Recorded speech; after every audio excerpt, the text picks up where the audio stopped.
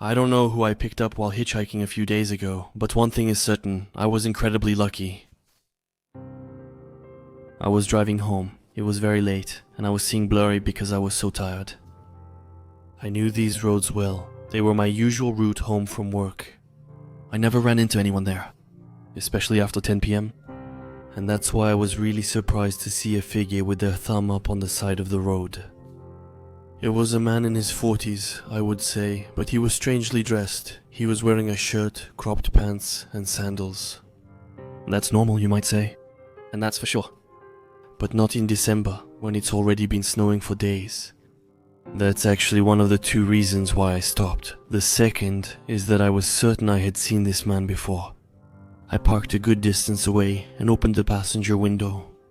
When the figure leaned in, I was able to see his face. It was clearly someone I knew, since I had seen him at my work a few hours earlier. The customer ordered from us frequently. In the evening, I had heard him talking to my boss about a party he had been invited to. A wild barbecue in the forest.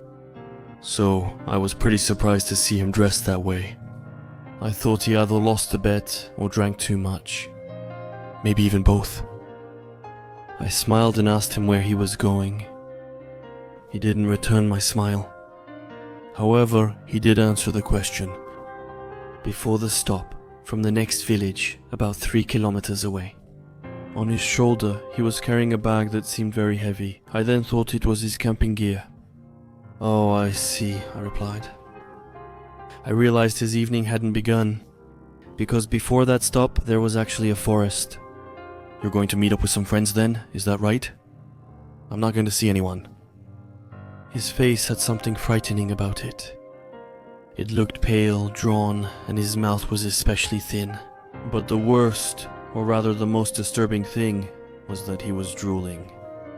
I then opened the passenger side door for him, but he recoiled and moved away from the door. I'd rather sit in the back, he said in a particularly dark voice. No problem, sir.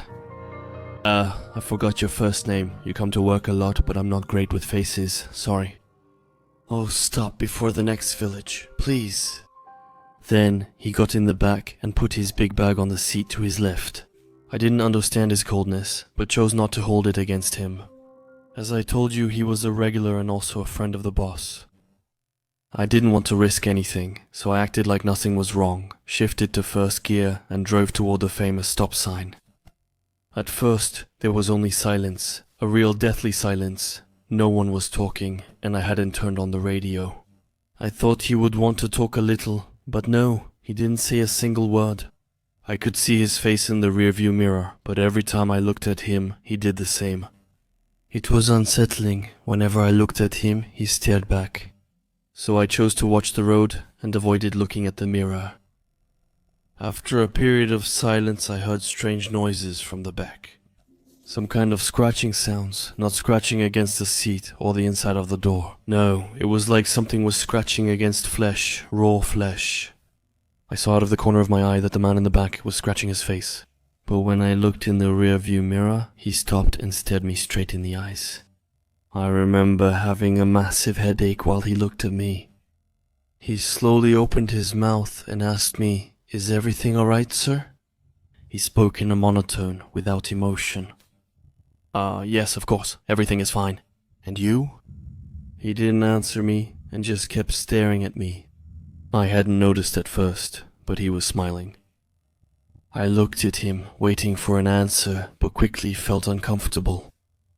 The fact that he didn't answer me could have been frustrating, yes, but the way his face seemed frozen in time, that his smile didn't change. And the fact that he kept staring at me without the slightest movement made me feel totally uncomfortable. It was as if I was looking at a photograph, a particularly frightening photograph. I looked away, and the very moment my eyes returned to the road, I saw him scratching his skin again, even more intensely, out of the corner of my eye. Chills ran through me, and I couldn't wait to reach that stop sign. I drove for what felt like hours, even though the screen to the right of my dashboard showed it had only been a few minutes. The migraine I'd had since I picked him up was getting worse and harder to bear.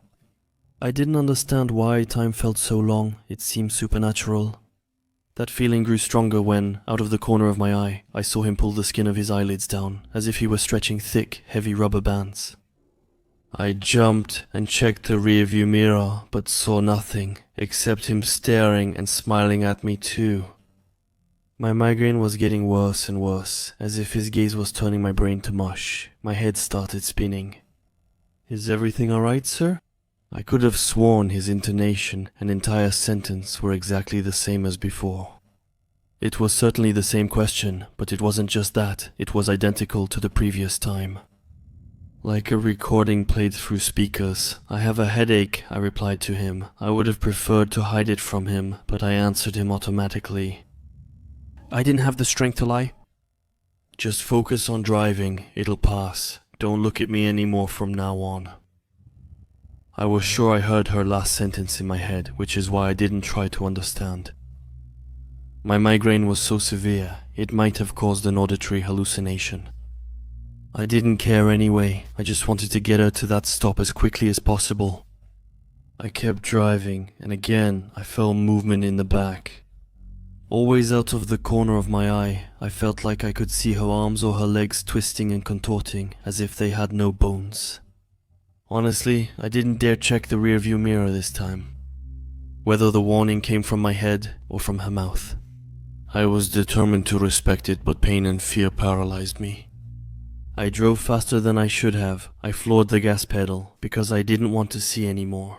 I kept driving, over and over, watching the trees pass by on my right, one after another, my migraine getting worse. As I kept going, I was sure that he was the one who caused it, without knowing why, and even less how.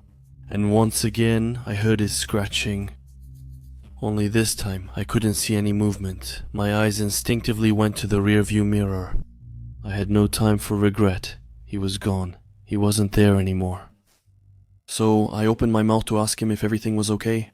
And when I felt his breath on my neck, I couldn't say a single word.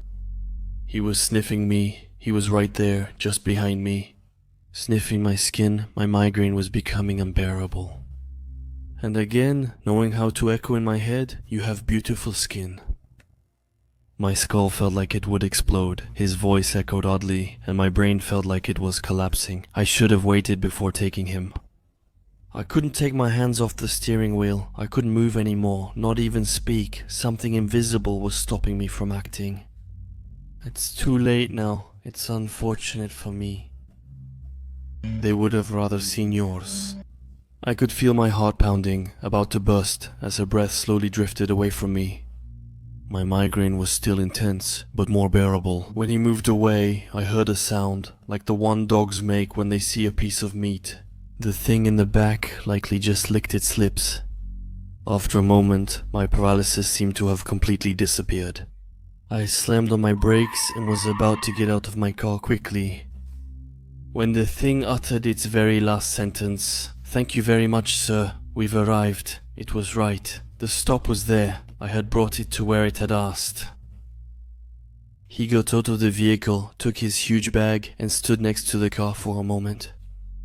My vehicle had stalled when I braked, so I hurried to restart it, before he chose to act instead of just waiting. When the engine roared again, I saw him vanish into the forest. And the farther the thing went, the more bearable my headache became, the pain lessened. Again and again.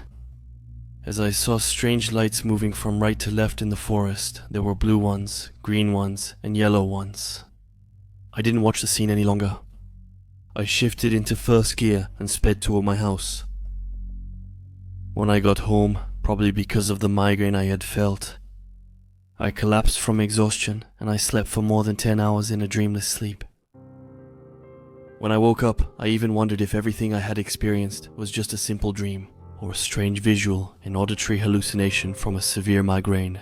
But when I checked the back of the car, I saw that strange green substance on the seat and those large pieces of human skin.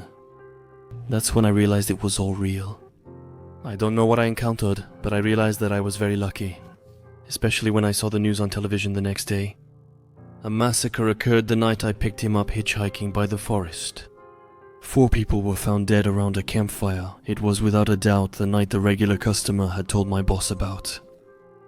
3 of the 4 people had been dismembered, and several of the limbs were still missing. They weren't very specific about it, but I immediately knew what the thing was carrying in its big bag. It was clearly not his campsite. As for the 4th person, she was found almost intact. It was a man, according to the media. Neither his arms nor his legs had been torn from his body. All his limbs were there. On the other hand, there was one thing he no longer had, his skin.